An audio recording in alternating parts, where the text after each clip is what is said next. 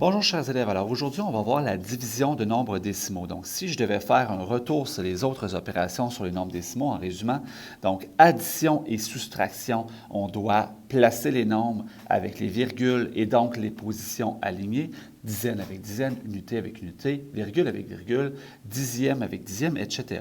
pour faire l'addition ou la soustraction. Pour la multiplication, ce qu'on se souvient, c'est que le nombre de décimales dans la réponse correspond au total des décimales dans les deux nombres que je vais multiplier.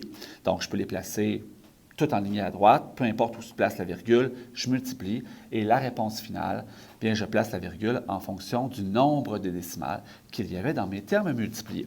Maintenant, aujourd'hui, la division, c'est un peu différent parce qu'on va transformer notre division pour ne pas avoir à se soucier de la virgule. Donc, afin de diviser des nombres décimaux, on devra modifier les nombres de sorte que le diviseur, le diviseur, donc le nombre qui divise, devienne un nombre entier. Donc, vous pouvez me surligner ça. Le diviseur doit être entier. Sans que le résultat change. Pour ce faire, on multiplie le diviseur et le divisé par le même nombre. Donc, on multiplie le diviseur et le divisé par le même nombre. Ça pourrait être par 2, par 5, peu importe, mais ce qui est souvent plus facile, c'est de multiplier par une puissance de 10, c'est-à-dire par 10, par 100 ou par 1000. On va y aller, on va se faire 4 exemples. Je vais commencer ici par le vocabulaire. Donc, un rappel, vous avez déjà vu ça. Donc, le divisé, le dividende, qui est le résultat.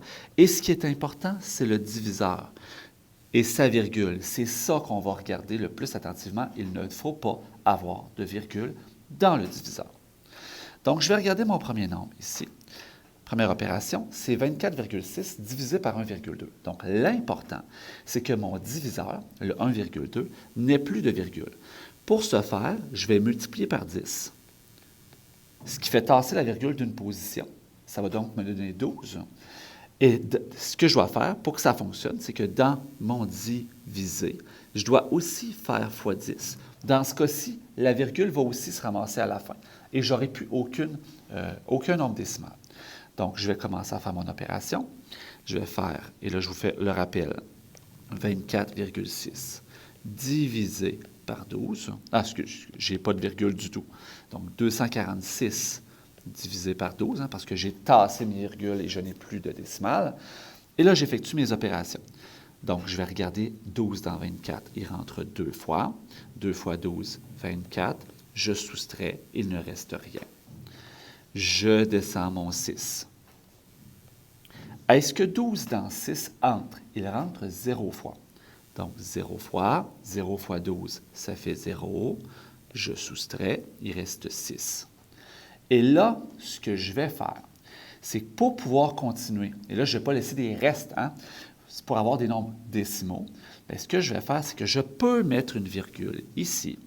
Et à partir du moment où je place ma virgule, j'ai le droit de rajouter des zéros jusqu'à temps que j'arrive à une réponse ou que j'ai 2 décimales. Donc ici, je vais me rajouter un 0 parce que j'ai mis ma virgule. Et là, 12 dans 60, il rentre 5 fois pour 60 et il ne reste rien. Donc voilà pour cette première opération. Donc 20,5 serait ma réponse. Je vais aller voir l'exemple juste ici à droite. Donc, j'ai moins 12,88, je divise par moins 3,5. Première des choses, je vais déterminer le signe de ma réponse. Un négatif divisé par un négatif, on a vu dans 2 chapitres précédents que ça me donne une réponse qui est positive. Donc, ma réponse va être positive, c'est déjà réglé. En fait, je n'aurais pas à écrire le plus, c'est vraiment pour me donner une indication. Maintenant, je dois faire le changement. Donc, ma virgule ici, je vais la tasser de une position en faisant x10. Bien, dans mon divisé, je vais aussi tasser d'une position en faisant x10. Donc, mon divisé va demeurer un nombre décimal dans ce cas-ci. Ça va faire 128,8 et je vais diviser par 35. Je ne m'occupe pas des signes ici. Donc, 35 dans 128. Combien de fois 35 rentre-t-il dans 128? Bien, je sais que 2 fois 35, c'est 70. 3 fois 35, c'est 105. Et je ne pourrais pas aller plus haut que 3 fois 35. Donc, ça va être 3 fois 35. 3 fois 35 qui me donne 105. Donc, 105, je soustrais. Et là, il va me rester quoi? Bien, 8 moins 5, il me reste 3. 2 moins 0, il me reste 2. 1 moins 1, il me reste rien. Donc, 23. Là, qu'est-ce que je fais? Bien, quand j'arrive à ma virgule, quand je descends ma virgule ici, je ne vais pas la mettre dans mon divisé, je vais la mettre dans ma réponse. Donc, ma virgule, je vais la placer ici. Okay, donc, la virgule s'en vient ici à ce moment-là. Et là, je peux descendre mon 8. Donc, ça va être 3 virgules. Et là, 35 dans 238. Bien, je sais que 3 fois 35, ça faisait 105. Donc, je présumais que 6 fois 35, ça me donne 210, ce qui aurait pas mal d'allure. Donc, 6 fois 35 pour 210. Je soustrais. Il va me rester 8, 2 et rien d'autre. Et là, je peux rajouter des zéros tant que je veux parce que je suis rendu après ma virgule ici. Là. Donc, je continue. Donc, dans 280, 35 dans 280. Il va rentrer, je crois, 8 fois, mais là, on fait des essais-erreurs à la limite. Donc, 8 fois 35. 8 fois 35 me donne 280. Bien juste. Et il ne me reste rien. Donc, voilà pour ce deuxième exemple. Ma réponse, ça fait 3,68. Bien entendu, le plus, je n'ai pas à l'indiquer. C'est un nombre positif par défaut. Les positifs, je n'ai pas besoin de mettre un plus. Prochain exemple. Alors ici, super intéressant. J'ai un nombre qui est dans les millièmes. Donc, ici, je dois prendre ma virgule du diviseur, la tasser de 3 positions en faisant fois 1000. Ça va me donner 5. Puis, pour mon autre nombre, je dois aussi prendre ma virgule et la tasser de 3 positions en faisant fois 1000. Bien, si je fais fois 1000, ça va faire 32 700. L'espace ici, où est-ce que je devrais tasser de 3 positions, les 2 dernières positions ici, je vais leur mettre des zéros. Donc, une fois que je suis prêt à faire ça, bien là, je fais ma division. Donc, c'est 32 700 divisé par 5. Bien là, je fais la division. Je vais commencer par 5 dans 32, disons. Donc, ça fait 6 fois pour 30. Je descends mon 2. Il reste 2. Descends le 7. Donc, 5 dans 27, il rentre 5 fois. 5 fois pour 25. Il reste 2. Descends un 0. Il rentre 4 fois pour 20. Il reste 0. Mais là, je dois descendre un 0. Et là, je dois faire cette opération-là. 5, il rentre encore 4 fois. Il rentre 0 fois, excusez.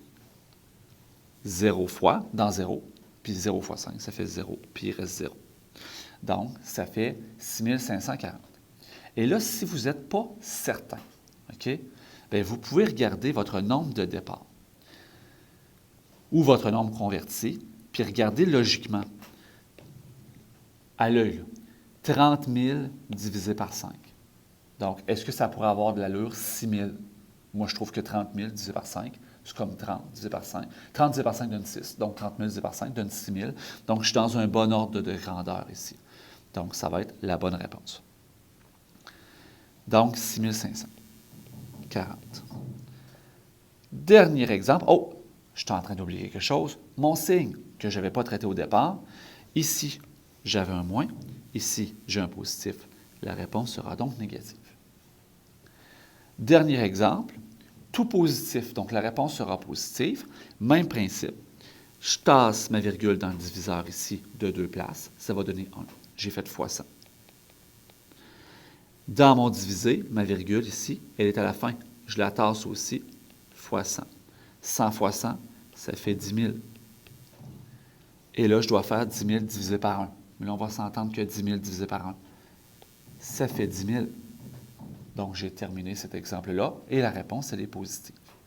Donc, je récapitule.